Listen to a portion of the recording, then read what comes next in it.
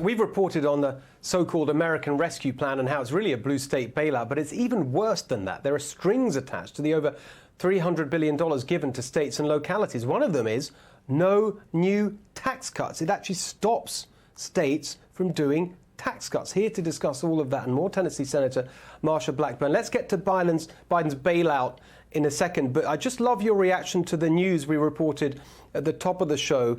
President Biden finally saying something about Andrew Cuomo, totally inadequate, as we discussed earlier. What's your take on where the Cuomo scandal stands tonight?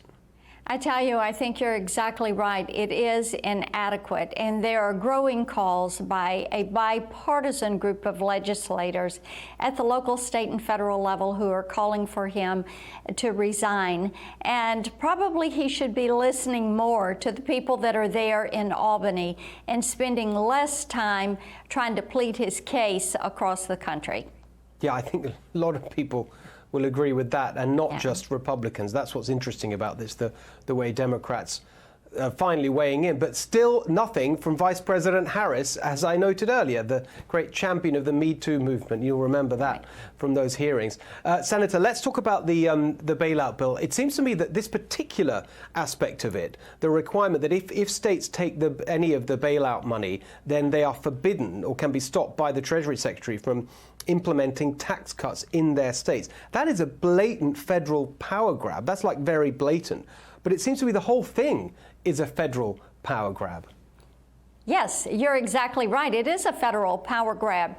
And Steve, what they're trying to do is go for control and power over all the states and the cities. They're trying to force their will and centralize federal government.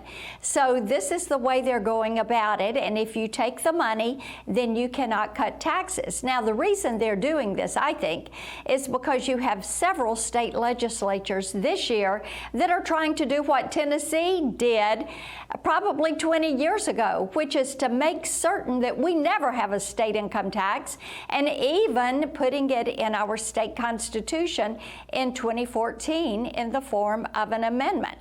But see, the federal government wants to tax you so that they have more to spend. So if they're going to give money to your local governments, they want you to be beholden to the federal government.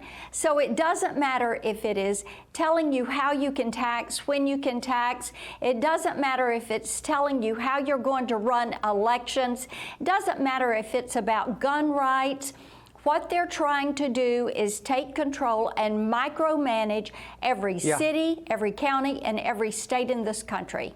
It's really interesting as I hear you talk. It reminds me actually of the EU. They had this policy of stopping tax competition, as they called it, which is really about stopping countries like the UK from cutting taxes to make themselves more competitive. Very quickly, Senator, is there anything we can do? It seems to me that so much of this is unconstitutional. Can we fight that case legally?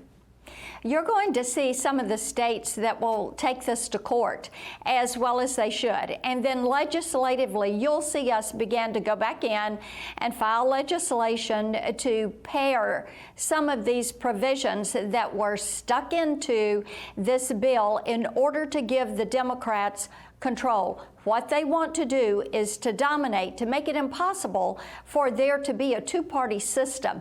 They want to run the whole show, and they're using this, H.R. 1 and other pieces of legislation, such as defund the police, in order to centralize their power and control. Exactly. Senator, great to see you as always. Good to see you. See you soon.